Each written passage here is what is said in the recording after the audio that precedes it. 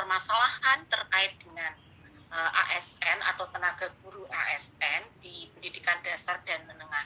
Sebenarnya sama cara pandang saya juga dengan Bapak Ibu yang terdahulu yang sudah memberikan pandangannya bahwa permasalahan terkait dengan pendidikan dasar menengah itu adalah adanya kekurangan guru dan di mana ini karena sudah bertahun-tahun kita tidak menerima formasi guru gitu ya, tidak ada rekrutmen formasi guru. Diperparah dengan jumlah guru pensiun setiap tahunnya itu tidak ada pengganti ya. Jadi tidak ada formasi dan tidak ada pengganti guru-guru pensiun yang jumlahnya itu banyak. Nah, ini menyebabkan rasio guru dan murid menjadi tidak terpenuhi dan ini menjadi sebuah permasalahan besar tentu saja kalau kita menilai bahwa guru itu adalah sosok guru dari pembangunan atau bangsa Indonesia ya, pembangunan bangsa Indonesia. Nah, untuk mengatasi kekurangan guru ini kemudian yang kita ceritakan tadi adalah menjadikan rekrutmen guru honorer itu bertambah ya, membesar dari tahun ke tahun itu membesar karena untuk memenuhi kekurangan yang ada. Nah, karena tidak dirancang secara benar pengadaan guru honorer ini sehingga terjadi ketidakmerataan guru di Indonesia ya, di negara kita, ketidakmerataan guru. Karena apa? Tadi sudah pada disampaikan ya bahwa karena ini tergantung juga dengan kemampuan daerah. Ya, kemampuan daerah untuk bisa memberikan tunjangan atau gaji dari para guru honorer. Ya, jadi itu kita bisa memahaminya. Nah, inilah yang menjadi kita. Kemudian untuk bisa menjaga bahwa guru ini memastikan merata, kemudian memastikan kompetensinya, kemudian kesejahteraannya. Sebenarnya kita sudah mempunyai Undang-Undang Nomor 5 Tahun 2014 tentang ASN, di mana ada kesempatan ya, peluang bagi guru honorer itu menjadi ASN. Karena di dalam Undang-Undang Nomor 5 Tahun 2014 itu di pasal 6 disebutkan bahwa ASN itu ada pegawai negeri sipil dan ada PPPK. Nah, peluang guru adalah masuk pada kategori PPPK ya, untuk menjadi ASN kan. Nah, karena PPPK ini adalah bagian dari ASN. Dan tadi sudah disampaikan pada pemaparan terdahulu bahwa haknya menyerupai PNS gitu ya.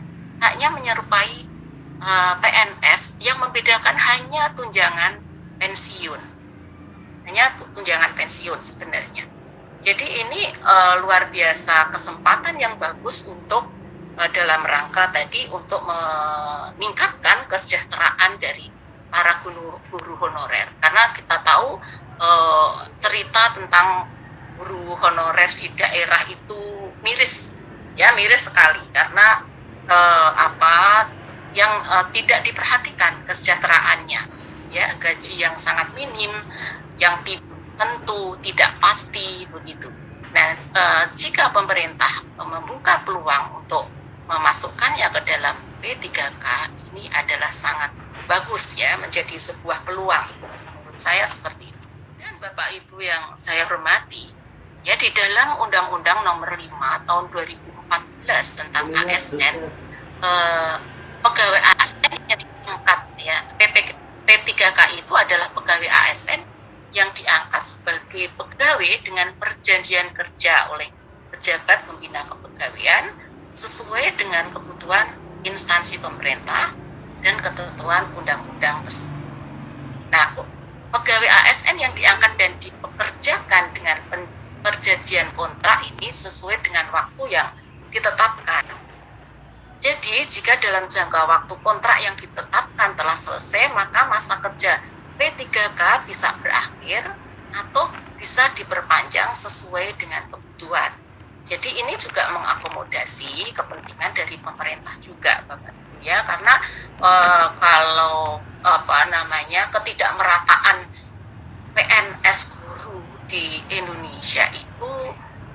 terjadi karena permintaan pindah mukim ya, pindah tempat bekerja. Nah, setelah dia dapat PNS begitu ya, SK PNS, banyak yang meminta untuk pindah pada wilayah tertentu ya, wilayah tertentu. Ini juga fenomena yang perlu diperhatikan dari para ASN, dari guru gitu ya. Ini fenomena yang berkembang juga. Nah, itu yang menjadikan tidak kemerataan ya, sudah ditambah dengan tadi fenomena guru honorer, kemudian juga ditambah dengan fenomena PNS yang pindah lokasi ya, jadi tidak merata. Kemudian menjawab pertanyaan yang pertama, mengapa P3K yang sudah diputuskan pada tahun 2018 itu berjalan lambat. Ada beberapa sebab, dan ini juga hasil dari diskusi dengan para praktisi begitu, dari para praktisi di Jawa Tengah gitu ya. Jadi bahwa formasi untuk guru honorer itu memang sangat kecil begitu ya. Jadi 2018 sampai 2020 ya, kalau dipertanyakan kenapa 2018 itu sudah ada P3K tapi berjalannya lambat, tidak memecahkan persoalan. Karena di sini formasinya terlalu kecil.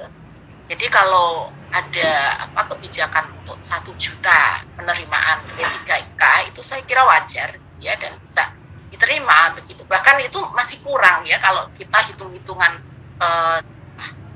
kita menghitung jumlah kebutuhan itu 1 juta itu masih kurang begitu. Nah, cuman memang secara pasti penghitungan.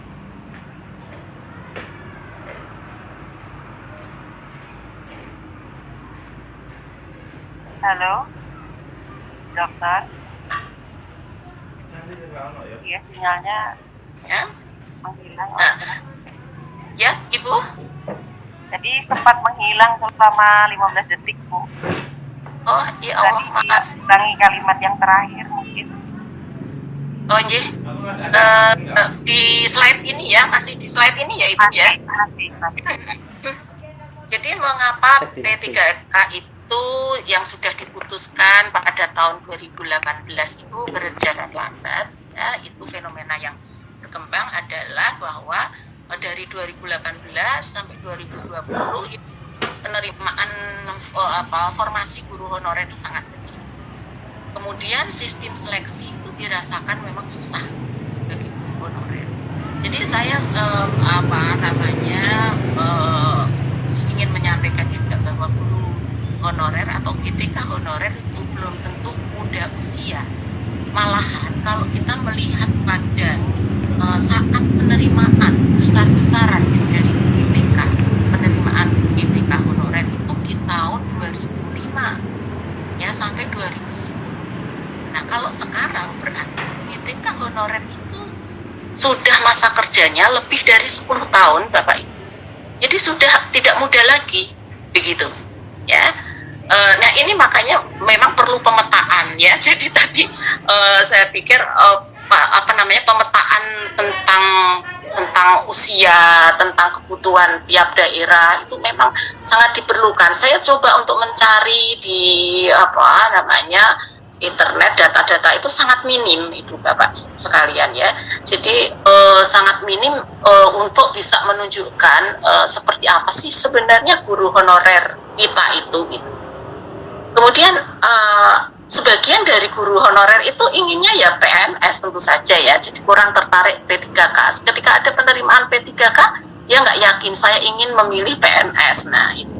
Kemudian juga ada miscommunication di antara ada pemikiran untuk selalu ada koordinasi antar stakeholders itu yang sangat perlu, karena kenapa ketidakmerataan itu ya, misalnya satu kabupaten dengan grade yang sama atau tetangga gitu ya, kabupaten tetangga itu mengajukan formasi untuk mengisi P3K itu geblek banget begitu ya, nggak rasional begitu ya. Itu ada yang sampai mendekati 1.000 gitu ya, tetapi pada kabupaten lain itu hanya puluhan begitu. Ini kan berarti ada miscommunication ya, itu di daerah. Belum lagi nanti karena ini terkait dengan instansi pusat ya, jadi perlu adanya namanya koordinasi yang jelas. Kemudian